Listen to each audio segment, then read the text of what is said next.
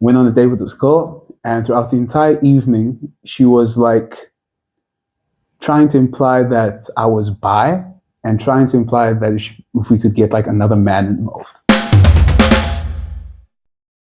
3, 2, 1. Welcome back, guys. Missed you guys. Sorry we haven't been so up to date or so consistent when it comes to posting. But I was going to say this at the end, but might as well say it at the start. The winter launch, it's going well. We're going to have some photos up for you guys by next week. We're just waiting for the embroiderers to like finish their job, let them cook, and then we'll be able to give you guys some more content on that side. We haven't been slacking. We've been working just more behind the scenes. Yeah. Should we say that we're like requesting models? Yeah, sure. Go ahead. Yeah. Okay. No. Yeah. We might be requesting some models. So if you guys are interested, please hit us. And you think you're good looking? Yes. And let us know. Then we'll let you know. Yeah. So just getting in today, we're gonna start off with the game as always, and so we're gonna play a little 2 truths, 1 lie. Yeah. But that's what it's called. The theme for today, and it's also going to play a theme into the game, is we want to talk about dating and relationships in a Christian sense and also in a worldly sense. Yeah.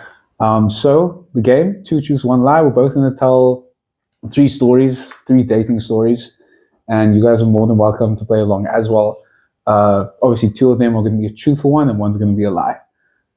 Justin wants to start off. No, you can start off. I start off. Yeah, so okay. I kind of understand how juicy I need to get with this. Okay, so I don't think mine's going to be juicy. And also he has to ask like questions about it. I feel verify the story, you know. Okay, so I went on a date. This was my first year into varsity, and it was one of my first. You were crazy in your first year of varsity.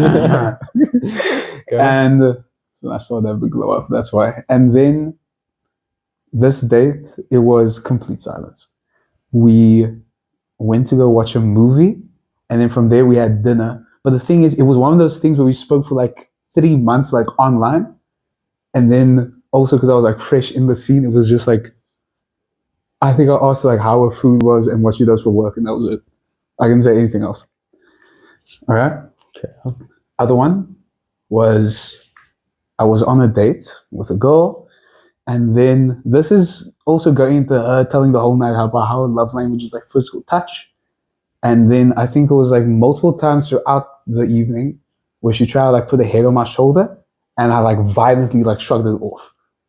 It was like subconsciously. Okay. Yeah, like I didn't intend to do that. And the other one was I went on a date with a girl, and the entire time, you're allowed to ask questions. So I'm going to tell all the stories and then obviously ask questions after. Went on a date with this girl, and throughout the entire evening, she was like trying to imply that I was bi and trying to imply that if we could get like another man involved. Those are my 3 stories. Okay, I've obviously questioned for all of them. Okay, so the first question, which was your silence. What you asked a question? So you said, what university did she go to? She was at UWC. UWC. Yeah. Okay. What university was it in for my first year? Wow. No. The reason I'm asking, I'm gonna replay the tape. Okay. It was, and what she does for work, and that was it. Anyway, I'm not gonna tell you why. Anyway, second question was. So the second story was. Second story. Oh, physical touch. Yeah, okay, I believe that fully. That shrugged someone off violently. Yes, because the thing is with you hate physical touch. And that's just something that I know about you. Like you. All of these are truths to me. All of these have happened. All the stories. There's not one lie. Okay. No. What? I'm joking. Okay. Okay. So. So you don't have a question about that? You fully believe that I would just like tell someone like get off. And then the last one you said was that she was implying that I was bisexual and was asking I like fully a lot believe of that. polygamy. Okay. The crop top. You just crop top, the nail painting. Okay, I also paint my nails. Never mind. I think the first one, silence. Has to be. And I'll explain why. Here you go. Which one is it? The lie was the bisexual story. Now I'm joking. Yeah, If you know me, I'm not sitting in silence. and I can tell you why. You said to me, hey, I asked her where she worked, hey, and then I said to you, what university did she go to? She can't work in university at the same time. So she did though, but you didn't. You said it's a made-up story. It is, but we did in fact talk the entire time. Crazy. Yeah. Anyway, I thought it was onto something. I'm listening. Okay, that's pretty good. What do you mean? You can work and study. No, but I was just thinking like you specifically said work, and then I asked you about studying, and then you gave an answer immediately. Like it was no like, actually she was working, but she was also studying. That's something. So you don't want to go to any of these other stories. Okay, yeah, no, that was okay. I would love to know why you shrugged this girl off. Like damn right. Like I know you hate physical touch. No, I don't hate physical touch, but I actually have to really. I have to consciously tell myself like someone's gonna be touching you right now. Just calm down. It's okay. Yeah. Okay. Type of thing.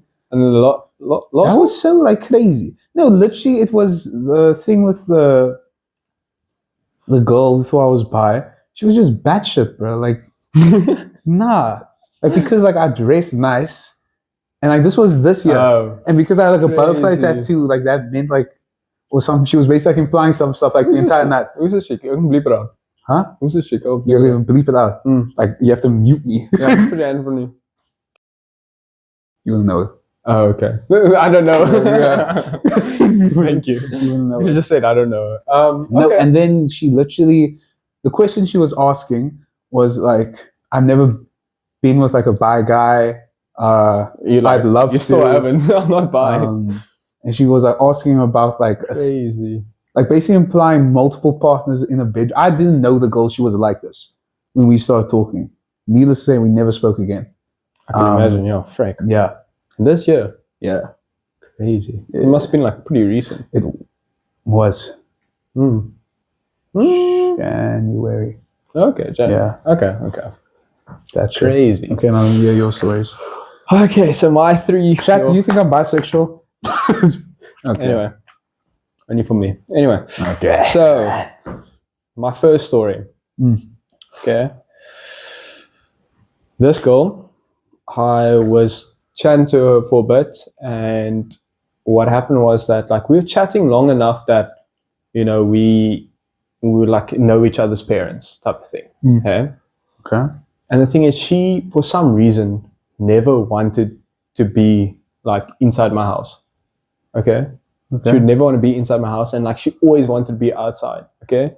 So the one night she invited me over for a date, to her house, and I'm thinking, movie, that type of thing. You know what she did?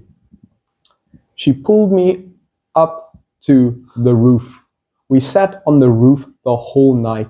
No food, no water, no entertainment of any sort. Stargazing.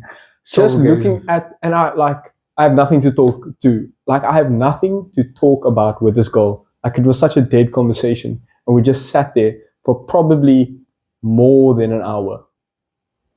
I'm not going to exaggerate and say like 2 hours, but it was probably more than an hour. Okay. That was my first story. First lie. Yeah, okay. Continue. Second one. Lord. The second one was I was still in like the beginning phases of high school. And beginning phases, like, DMing a lot of girls is like a thing, No. And I never really was like into, like, I've never really DM girls, but like if a girl DM me, then I'll obviously like respond. So I get damn well excited. Yeah. You just see that name pop up and you're like, whoopee. So this one girl DM'd me and we were chatting for like over a week, and it was kind of like very suspicious, like a little bit too like it was just too good, you know what I mean? And what happened was that she like requested, she kind of like hinted at towards nudes, and I was like, yo, I'm not doing that and stuff like that. And we just carried on speaking for a little bit. This is like maybe like over 2 weeks span. Okay. Then what happened was, this girl, she took a photo of like, it was something in her house. It was like a TV. It was like she was showing something, but the TV was on the side. And I saw the reflection and it was one of my homies that was catfishing me to like just post on a group my responses. Okay. So like I was DMing this girl thinking this girl's interested in me. Okay, I get it. Time. Okay. Next story. Last story. So I was chatting to this girl, and I was like, I really just want to get this girl's number. Like I finally got a phone, and my phone was broken for a few weeks, and I asked this girl, can I get your number? She was like, yeah, sure. She gave it to me, and as that night, I was like, okay, I'm gonna message her. So I message her, and I get this response of like, who's this? And I'm like, haha, that type of thing. And I just keep like playing along, like, so I just keep messaging this person, and I find out that it's the girl that I wanted's number's mom. So the girl gave me her mom's number, and I was messaging her thinking like she's playing a joke on me, like, haha, like still using slang in this. And then she like phoned me, and she's like, frick, I gave you my mom's number. And I was like messaging the mom for like a half an hour, just like thinking it's a joke, like making jokes with his mom. And this mom was like super strict. Okay. And when I think, it's not three bad. They all sound like made up. They all sound. That's good though. I'm gonna have to go with the first ones a lot, because there's no way you sat on a roof for an hour talking about nothing. Okay. Oh, you're not gonna ask me any questions. Oh, okay. Okay.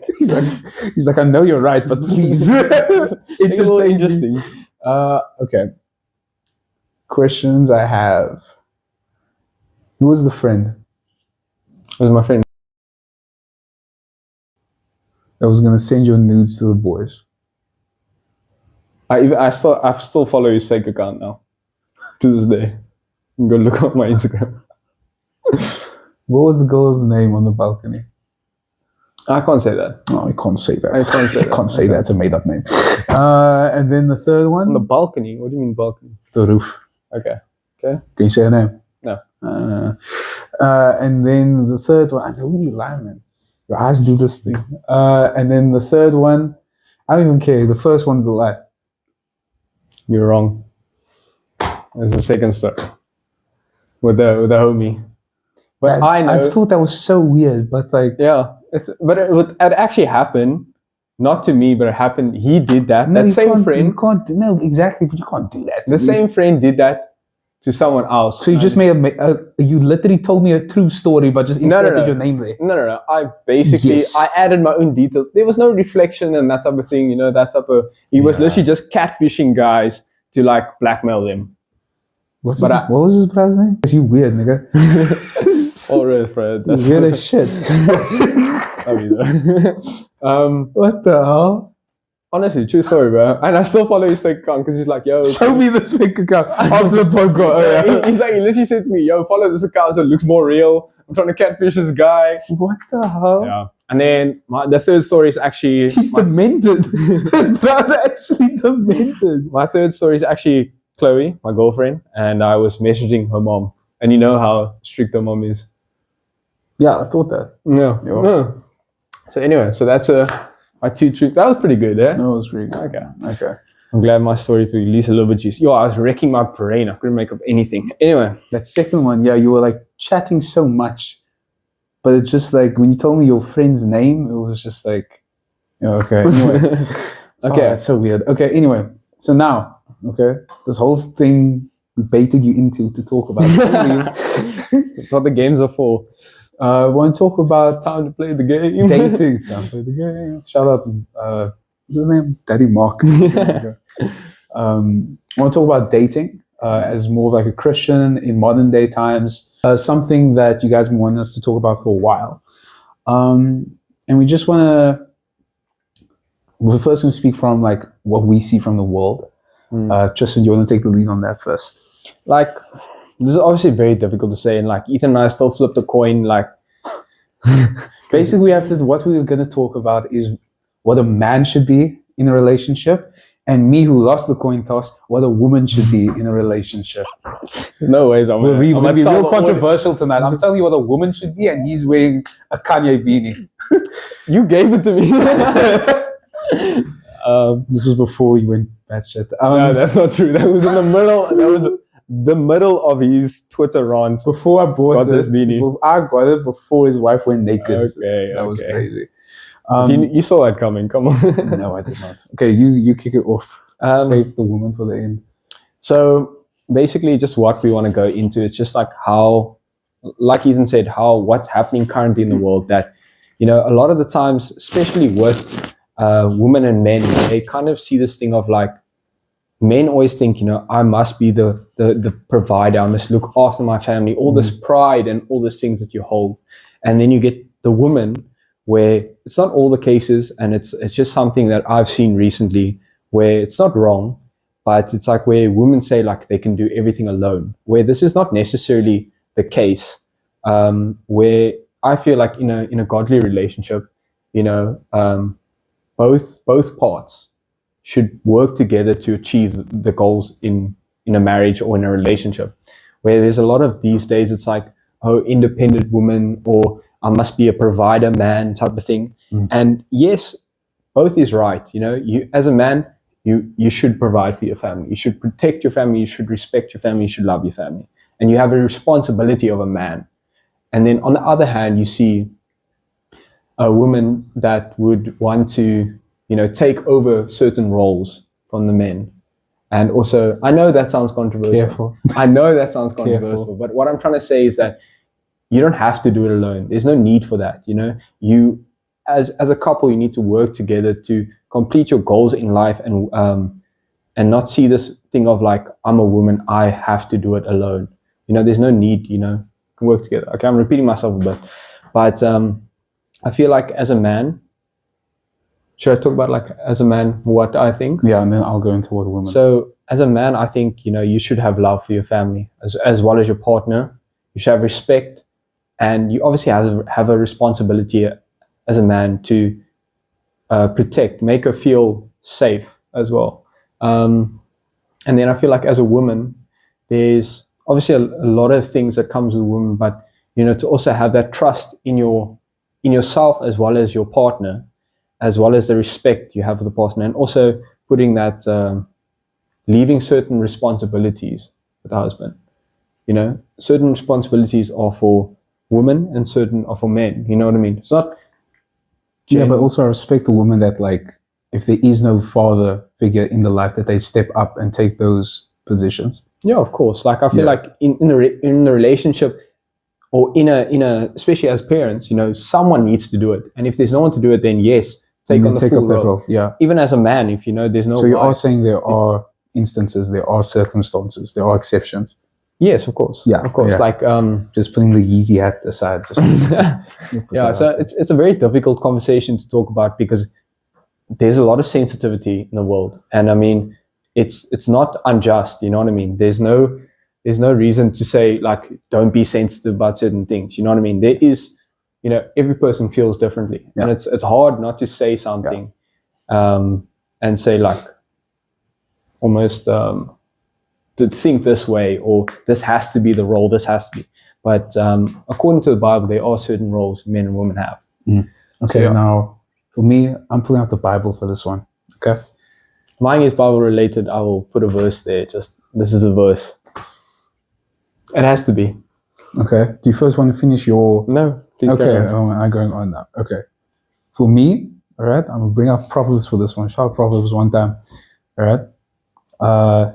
She is more precious than rubies. Nothing you desire can compare with her. She calls people to shun evil and turn to God. Proverbs 3 verse 15. Now, that's such a beautiful verse. That's beautiful. That literally is beautiful. This is like Bible where she's more precious than rubies. Nothing you desire can compare with her. Now, the Bible is, okay, wait, I'm going to say, because the Bible compares two women, right? The other woman, folly, is loud and defiant. She calls out from her door with temptations to immoral living. For stolen water is sweet, food eaten in secret is delicious. Proverbs 19 verse 17. So basically what the Bible is doing here, it's comparing two different women. Now, before I go into the harder discussion of what does the verse about rubies mean, obviously we can tell from, she calls out from her door with temptations to immoral living. This basically speaks upon, I don't know how to describe this type of woman, bro. The women who are immoral, who are adulterous, and basically, easy is going to sound so bad, dude. But that's basically what it's describing right now. But I don't think it's all that. You know what I mean? It's also moral living could mean so much more. Yeah. There's way more things in moral living besides like sexual type of things. Basically, this is a hard conversation. For me? For me? I don't get cancelled yet. Okay, it will be easier if I describe so basically that's what they're describing there in Proverbs 19 verse 17. In the start, she's more precious than rubies. Nothing else can compare to her. What does that mean? So the rubies are basically metaphorical for wisdom. And the type of woman that you need in your life is not the immoral, not the one who's shouting from a door, tempting you to come in. The rubies are representing wisdom, what you need in your life as a man, and what a woman, I feel like, should be in a relationship. And like the more I sit about it and think on it, it's true. You do want wisdom from a woman. Because with wisdom, it's kind of an umbrella term, I'd like to think, for a lot of things. Wisdom can be empathy. It can be, understanding is another word for empathy. With wisdom comes love. Guidance. Can I hop in on that? Like, I know that I don't want to ruin your flow here, but I feel like when a woman is wise, then it also stops you as a man from doing certain things. Yeah. If your woman's just okay with, like, if your wife or your girlfriend is just okay with you doing anything and everything, you are gonna go to the wrong path. Behind every great man is a wise woman because she's helping him to guide. Yeah, don't say behind the man. You're gonna get cancelled. Behind the scenes is basically what I'm trying to say. I hear you. And like for me thinking about that, it's very true. If I have to try and like describe this as something that's similar that's going on with me, and I feel like as men as well, me personally, someone who's more out there, maybe when I was younger, someone who's more out there, easier, I guess. Low-hanging fruit, it's easy to get. But now as I am trying to be a better person, as I'm trying to mature as a person, I am more attracted now, I feel like, to higher hanging fruit. Wisdom. There we go. I feel like it's so cool, and I feel like it's very true that we as men need to strive more for not your mother. Don't date your mother. Not someone that's going to like baby feed you and like take you everywhere, but that can actually help you in life and actually help you to where you need to go. Yeah. And you guys can help each other. I'm not just saying that a woman needs to be someone that elevates a man. Yeah. I'm not trying to say that. Can I touch on like, so you're saying like almost like what a woman should be. Can I touch a bit more about like what a man should be in this situation? Okay. Because I feel like, and this is also something as a man I struggle with. So that verse, and I'll just put the verse up here, but love is patient, love is kind. So, and then it goes on to say that love is not boastful, love is not proud, and love is, it doesn't hold grudges in paraphrasing it.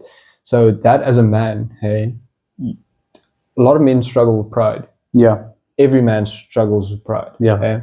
So to have that